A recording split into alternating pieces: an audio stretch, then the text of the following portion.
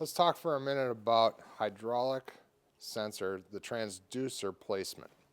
On this machine, you can notice this is the loader arm, this is the lift cylinder. Here we have the piston side, here we have the rod side. You can tell this is the rod side because the rod is coming out of the end of the cylinder.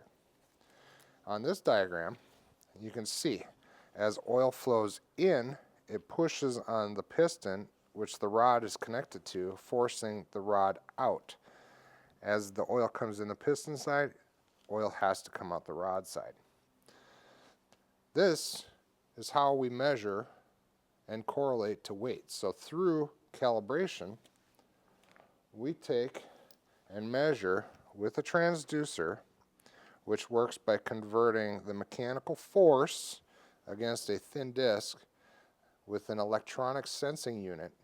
It outputs voltage in relation to the pressure that is pushing on that thin surface. We then correlate the electrical signal to a known weight that is applied. So at 0 pounds in the bucket, we will have an electrical signal that is X. When we put a larger load in the bucket, let's say on this machine, something like 400 pounds, the electrical signal will be much higher because the pressure is much higher. We then have the system interpolate between those 2 points, and that's how you output the weight.